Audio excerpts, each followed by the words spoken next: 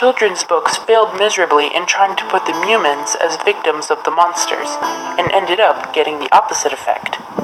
I will bring a detailed, but not tiresome, account of what really happened, and how this conflict originated from a lack of communication.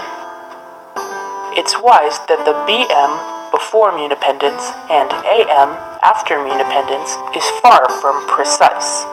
The Mewnipendence led by Urania didn't happen in a single day. It was 5 years of conflict until the Mewman's victory came. Still, the settlement of Mewni wasn't large enough to be called a kingdom. It contends also that Urania was already referred to as Queen Butterfly 2 years before the end of the war, even though a coronation ceremony was held only after the conflict. All these facts make it impossible to determine a precise date for the end of the conflict. By general consensus, it was decided that Urania's 19th year, the age with which she was crowned, would be redefined as year 1 after Mewnipendence. The history of Mewnipendence is strongly tied to Urania's history, but the specific details of her life will remain in her personal chapter. However, what can't be left out when speaking of Mewnipendence is the fire of 5BM. A long time ago arrived the first settlers of Mewni, a modest people with noble pursuits, life, liberty, and corn. This story begins more than a century ago when a convoy of ships that left the capital of an ancient and powerful empire for a newly established colony in the west. During the first night of the voyage, servants rose up against their masters in smaller numbers and took control of the ships in which they were transported. Knowing that they would be hunted, they diverted from their destination and sailed east, seeking refuge as far as possible. The ship sailed for days until they reached a broken cliff by a narrow river that flowed into the sea. There they lurked, sailing north along the Mewni River, past the musty mountain caves and the forest of probable itchiness, searching for land propitious for the only substance they carried, hundreds of sacks of corn kernels. Finally, after exhaustive search, 13 ships, initially 20, 7 were lost, shipwrecked, or diverted their course, with 1,500 peasants, arrived at a landmass surrounded by water and dense forests. It seemed that now free peasants had finally found their place. The wood of the ships was already reused for the construction of the first houses. The first ears of corn began to grow on the ground. But then the free lands were revealed to be occupied by a race that had lived there for a long time, the monsters. But the wicked monsters rose up and attacked the innocent humans to refill Mewni for themselves. The best-known account is that the monsters tried to retake Mewni just for themselves, and this is not a lie, but also not the way many believe. The monsters had a hierarchy, corresponding to the orders of a monster king, but there was never a king's attack order during the 80 years leading up to the war. Such attacks were led by a small group of monsters who considered the humans invaders to be driven out. They are only peasants, the Monster King countered any ideal that could lead them to meaningless warfare. Families of weak and sick people are no threat if we leave them alone. The king was right. Unfortunately, many have the audition, but not everyone has the talent. And those who still saw the humans as invaders continued with sporadic attacks on the village, from depredations to looting and harvest theft. It's then that we come to the fateful year of 5BM.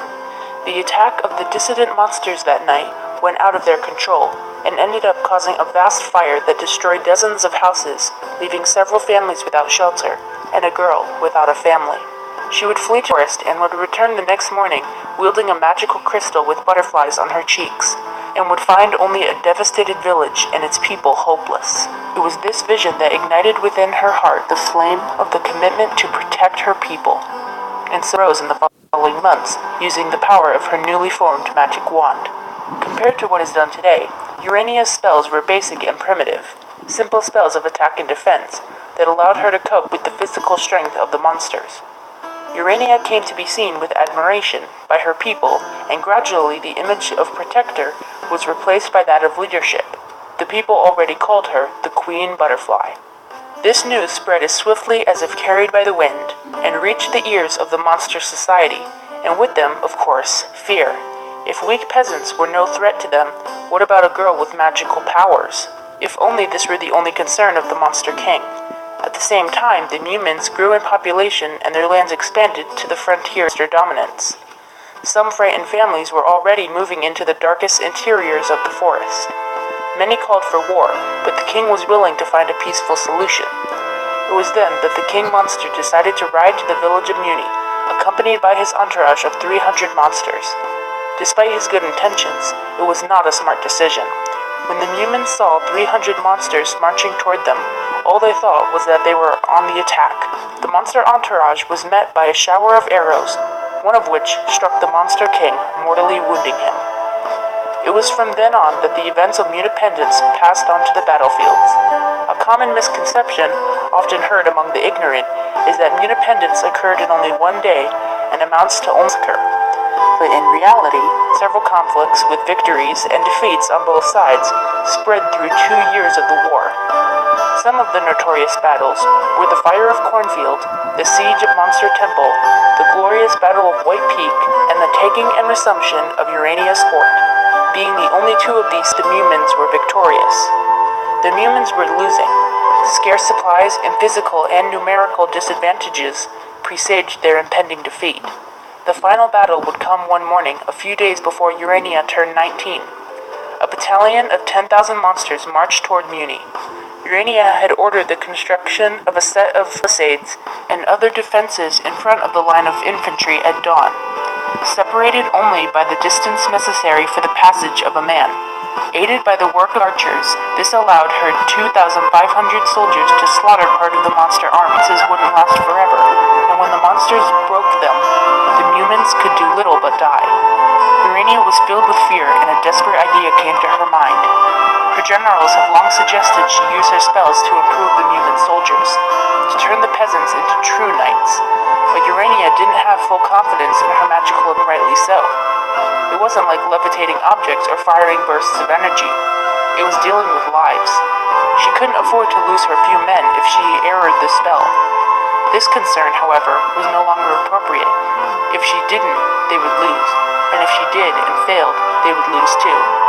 Urania was willing to try, until I told her the only thing she needed to hear. Don't try, just do it. And she did. So the queen used her magic to turn the simple peasants into a fearsome army. And then there was fighting. The simple peasants, weak and in small numbers, turned into knights in colossal armor, mounted in unicorns and armed with blades of polished steel. The monsters, who had once ferociously advanced against the Mewmin troop, were easily beaten. The great knights of Mewni advanced upon the monsters, sweeping half of their army like a river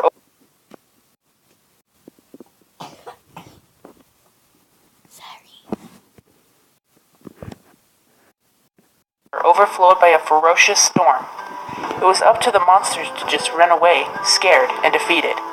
What happened next is seen by many, and with some reason, a cruel act, even by the standards of war. Even with the retreat of the enemy troops, the knights advanced on the closed forests, passing them all in the torch. There was no command. It was an initiative taken by the soldiers themselves. A gigantic fire spilled into the thicket that surrounded the area, consuming trees as families of monsters ran as far as they could go. The image of the flames, ashes, and smoke rising amid the chaos before Urania's eyes paralyzed her. For a long time, Urania just looked, inert, without reaction. Her trembling hands and her ragged breath denounced what was happening. She was reliving a trauma, the night the fire took her family away from her. Although the popular belief is that Urania had stayed in that state for hours, the shock didn't last more than 2 minutes. And when she finally got back to reality, she said loudly, "Stop it!" This was a command. The knights interrupted their onslaught. The flames still burned in the forest for more than half an hour, until they had ceased altogether. Much of the forest was reduced to a large field of ashes. The surviving green part would be the forest of certain death. This final battle, which would officially mark the end of the war, has been known forever in Mewni's history as the Great Monster Massacre. And the Mewmins won! It was during the great celebration of victory that the people carried Urania to the celestrum of the village. There, in a ceremony attended by thousands of humans, the Celestine would bless and crown her as Queen Urania Butterfly, Lady Protector of the Kingdom of Mewni. Many wondered where Urania would erect her new royal seat, but instead of erecting an entirely new construction, Urania surprised everyone by demonstrating that her humble traces of peasant still resided in her, and chose the fort of wood and earth, which had been used in the war, as headquarters. The fort would slowly grow until Hemera the Builder made it into the castle we know today, and the village would grow around it too, slowly, until it became the city now known. And so the Kingdom of the Butterfly, popularly known as the Kingdom of Mewni, was formed by the will and determination of Urania, the first one.